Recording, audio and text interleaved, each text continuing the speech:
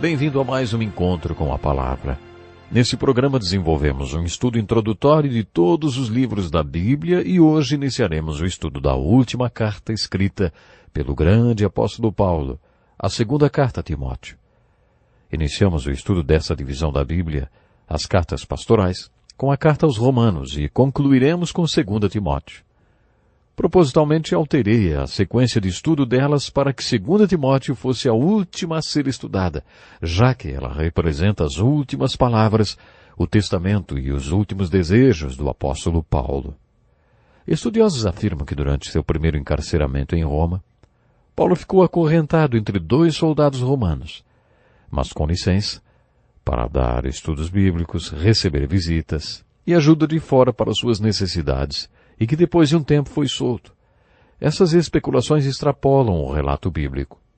Segundo a história da igreja, depois de ser liberto dessa prisão em Roma, Paulo seguiu para a Espanha. Ele afirmou que queria visitar Roma e levantar apoio dos irmãos romanos para o seu trabalho missionário na Espanha. A história acrescenta que depois de trabalhar na Espanha, Paulo retornou para Éfeso. De Éfeso foi para Troade, e lá estava quando Nero incendiou Roma e culpou os cristãos por isso. Com isso, todos os cristãos em todo o Império Romano foram considerados inimigos da lei, todos eram odiados e tratados com crueldade indescritível, não apenas pelas autoridades como também pelos cidadãos comuns. Nas cartas de Pedro encontramos referência a essa terrível perseguição. A onda de perseguição que se seguiu ao incêndio de Roma e a incriminação dos cristãos foi muito severa. Como Paulo e Pedro eram conhecidos líderes da igreja, foram considerados inimigos públicos do Império Romano. Quando Paulo foi preso outra vez em Troade, Timóteo estava com ele. É isso que concluímos através do relato de 2 Timóteo. Paulo deve ter sido tratado com muita brutalidade, e por isso Timóteo ficou muito abalado emocionalmente. Nesta carta, Paulo lhe diz: lembro-me das suas lágrimas. A maneira como ele foi tratado levou Paulo a concluir que não sobreviveria a esta prisão. Por isso, quando escreveu para Timóteo, Paulo sabia que seus dias estavam contados e que seria executado. Quando Paulo escreveu aos Filipenses, pediu que orassem para que ele fosse solto e também pediu a mesma coisa para Filemão. Nesta carta a Timóteo ele não faz esse pedido. Paulo sabia que não seria liberto e que estava a caminho do reino de Cristo. Ele sabia que o tempo da sua morte estava próximo, muito próximo. Isso dá às suas últimas palavras um peso ainda maior. Se você pudesse visitar essa prisão de Roma onde Paulo ficou, saberia exatamente o peso de cada uma de suas palavras. Acredita-se que Paulo tenha ficado acorrentado na parte mais inferior dessa masmorra. Fizemos uma descrição dessa prisão em outro programa. Havia uma parede de mais ou menos 1 metro de altura e na sua parte superior havia buracos, com largura suficiente para passar as pernas do prisioneiro. Depois que as pernas do prisioneiro passavam por esses buracos na parede, seus tornozelos eram acorrentados. Seus pulsos também eram acorrentados em direções opostas e o prisioneiro ficava como um pássaro de asas abertas, pronto para ser torturado a qualquer momento. Se fosse colocada tensão nas correntes, o prisioneiro ficava de pé. Se ele se comportasse, as correntes eram soltas para que ele pudesse sentar, mas nunca deitava. Também não era solto muitas vezes durante o dia para fazer suas necessidades. Por isso dá para imaginar quais eram as condições de higiene e o mau cheiro daquele lugar. Essa masmorra era um lugar terrível e horroroso. O esgoto da cidade passava pelas rachaduras de suas paredes, tornando a vida naquele local insuportável. Todas essas condições impostas pelos romanos visavam tornar os dias e as noites dos prisioneiros desesperadoras. Além de tudo isso, os prisioneiros ainda eram torturados, infligindo dor e horror ao prisioneiro sem lhe tirar a vida. Foi um lugar como este que Paulo passou seus últimos dias. Esse tipo de prisão na masmorra e as torturas pelos quais os prisioneiros passavam eram reservados para os piores criminosos. E essas foram as condições dos últimos dias de Paulo, sob as quais ele escreveu sua última carta para seu amado filho Timóteo. Não sabemos como Paulo conseguiu escrever esta carta e nem como conseguiu fazê-la sair da prisão. Paulo dá testemunho de um homem chamado Onesíforo, que não teve vergonha de suas cadeias, o que significa que ele não teve medo de ser identificado com Paulo.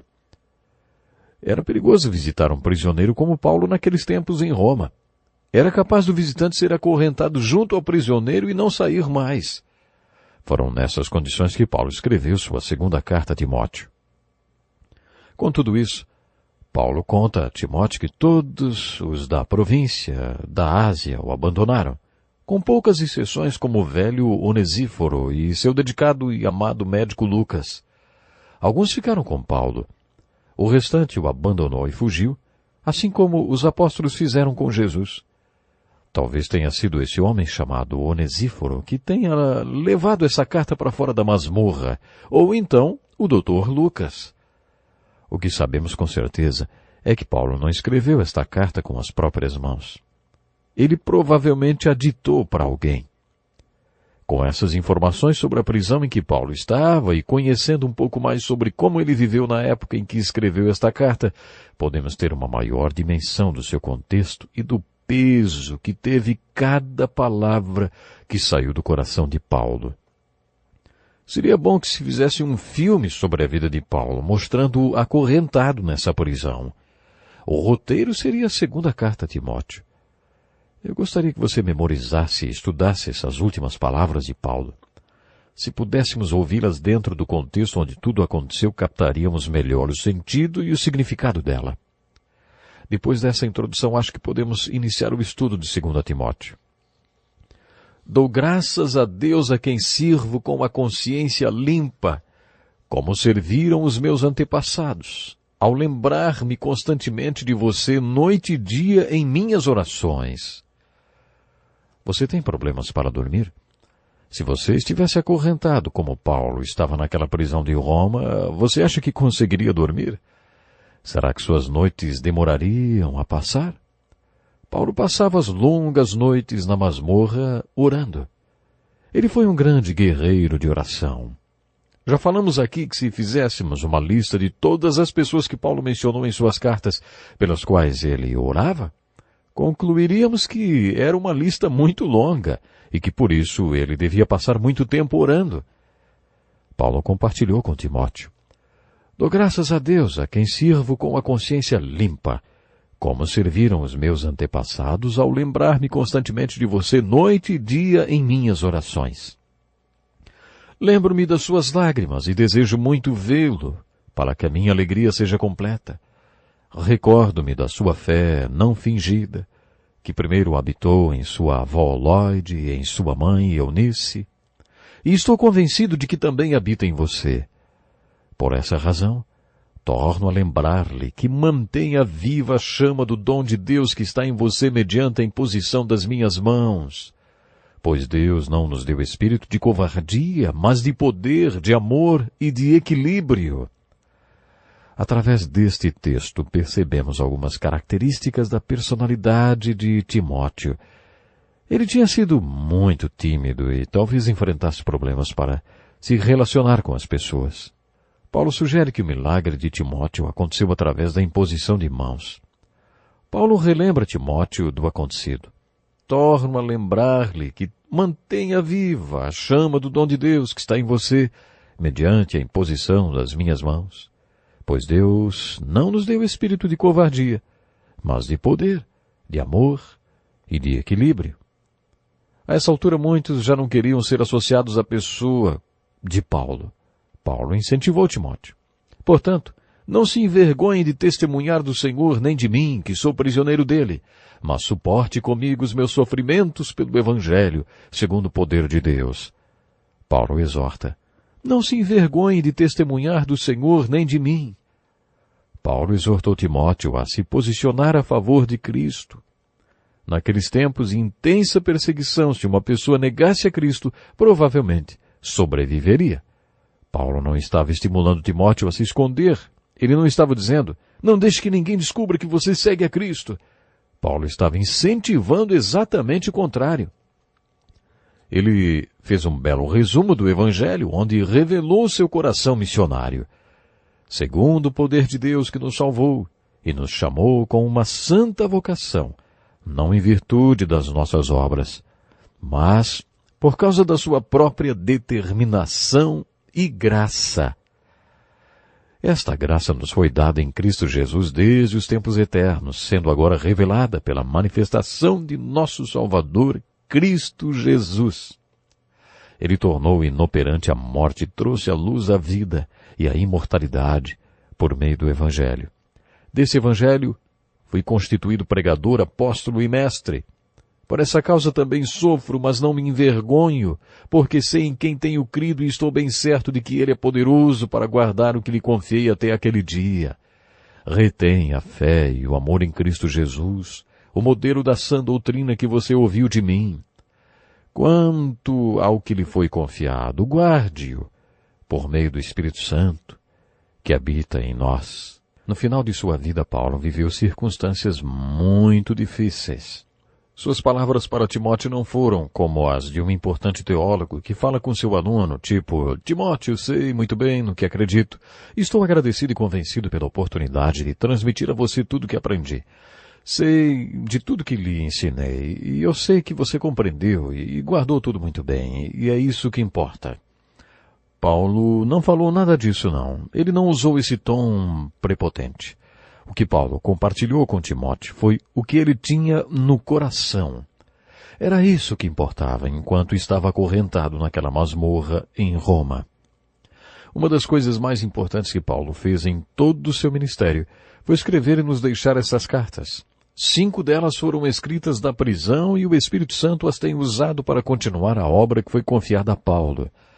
Vamos ler esta carta juntos e descobrir algumas ilustrações. Por exemplo, ele escreve assim, suporte comigo os meus sofrimentos como bom soldado de Cristo Jesus. Isso quer dizer que devemos viver para Jesus Cristo e servi-lo da mesma forma que um soldado obedece ao seu superior e serve seu país. Observe a ilustração de Paulo nos versículos de 4 a 7 do capítulo 2. Ele usa a figura de um soldado, de um atleta e de um lavrador e depois escreve, reflita no que estou dizendo, pois o Senhor lhe dará entendimento em tudo. A aplicação óbvia que Paulo espera que Timóteo faça em relação ao soldado é a seguinte.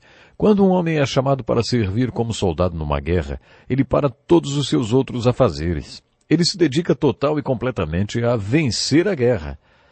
Paulo usa essa ilustração e completa dizendo que Jesus é nosso comandante e nos chamou para lutar numa guerra.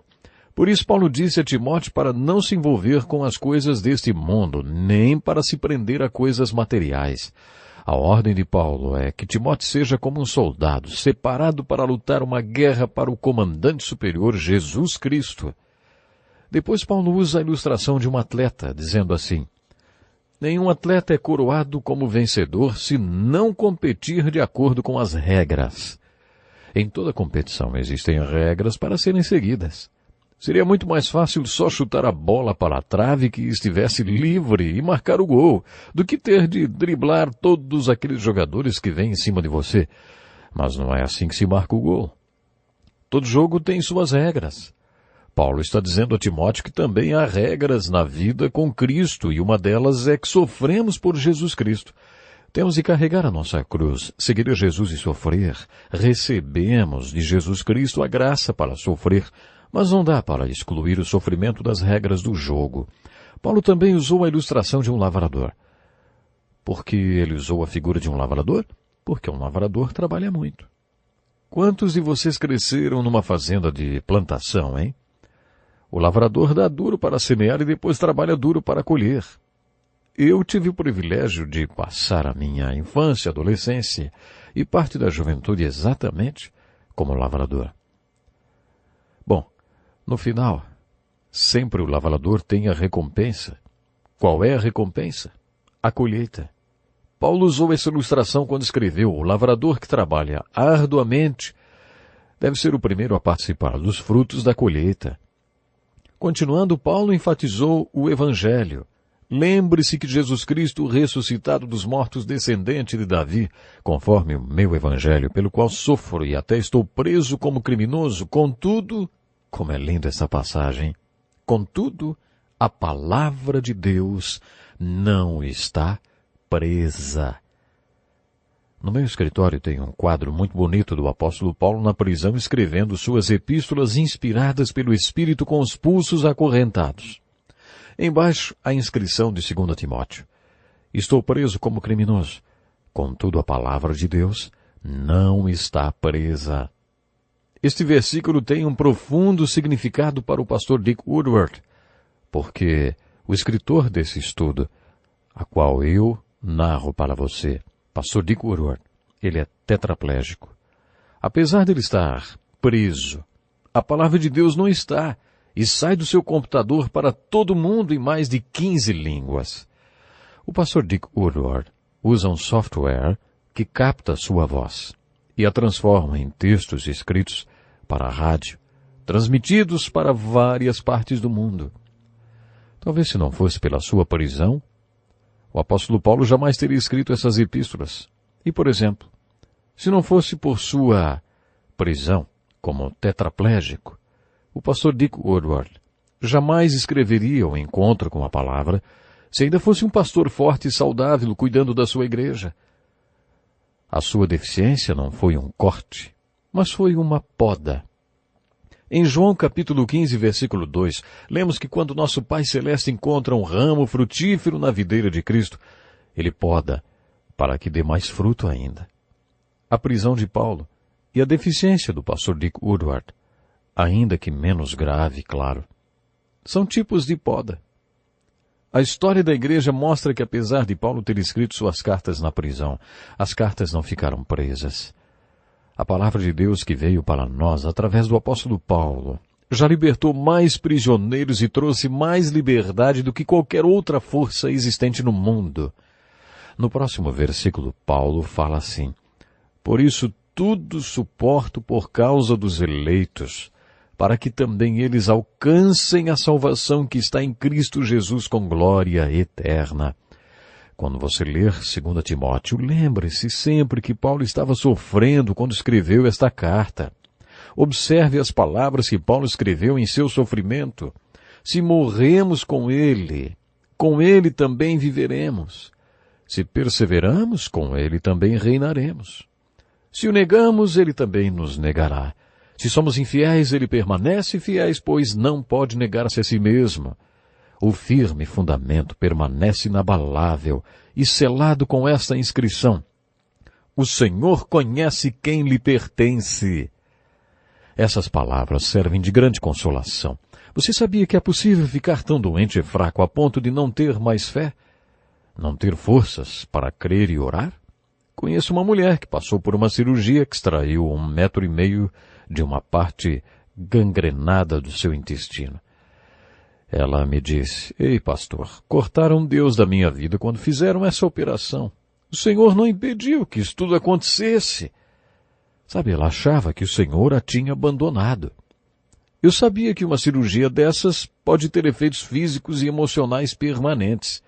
Expliquei para a mulher que somos feitos de uma parte física, uma emocional, uma espiritual e outra mental, todas interligadas. Se uma parte é traumatizada, isso afeta seu estado mental, emocional e até espiritual. Quase 25 anos depois, o pastor Dick Woodward, que é o autor aqui do Encontro com a Palavra, então, o pastor Dick passou por uma cirurgia semelhante e seu pai, na ocasião, queria estudar a Bíblia com ele, mas o pastor Dick se recusava. Depois que ele saiu do hospital, ainda não queria estudar a Bíblia. Um dia seu pai disse outra vez que queria fazer um estudo bíblico com o pastor Dick Woodward. E ele respondeu: então vai para a igreja, o senhor vai encontrar classes de todo tipo de estudo. Mas seu pai respondeu: eu não quero estudar a Bíblia com eles, eu quero estudar a Bíblia com você, Dick. Ele pegou sua Bíblia e a abriu e pegou a Bíblia do pastor Dick Woodward e também a abriu e eles começaram a estudar a Bíblia. Tudo mudou para o pastor Dick Woodward. Ele teve uma renovação espiritual. O Espírito voltou sobre sua vida e ele teve o reavivamento que precisava. Seu pai Deve ter compreendido porque ele não queria estudar a Bíblia e porque ele precisava estudá-la. Essa experiência o ajudou a valorizar mais as palavras de Paulo a Timóteo. Imagine que você estivesse preso numa prisão como a que Paulo ficou. Imagine que você passasse pelo que eles chamam de lavagem cerebral. Em algumas prisões, eles usam essa técnica diabólica e horrorosa que causa danos permanentes na pessoa. Eles usam ruídos permanentes e luzes piscando continuamente sobre a pessoa e a impedem de dormir por um mês, levando-a a um colapso mental.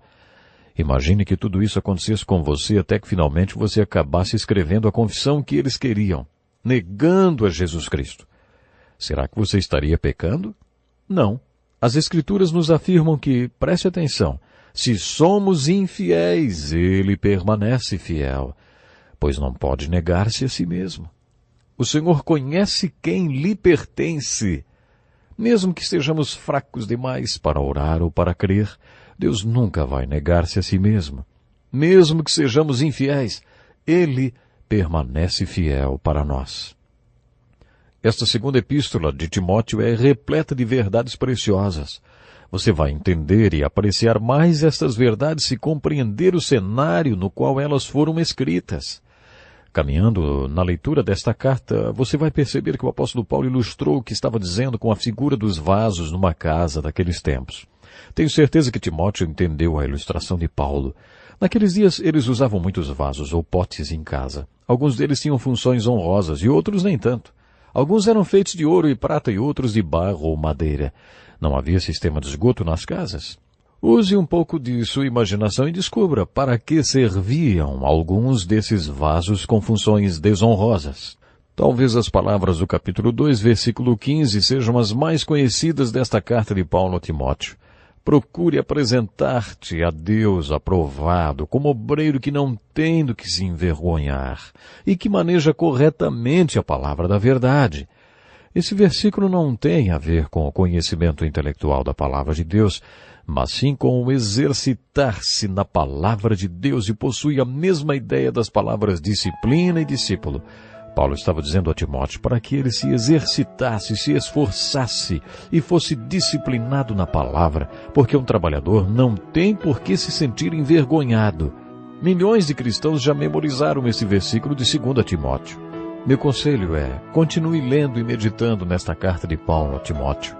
E lembre-se de que você estará lendo as últimas palavras, o testamento e os últimos desejos do apóstolo Paulo.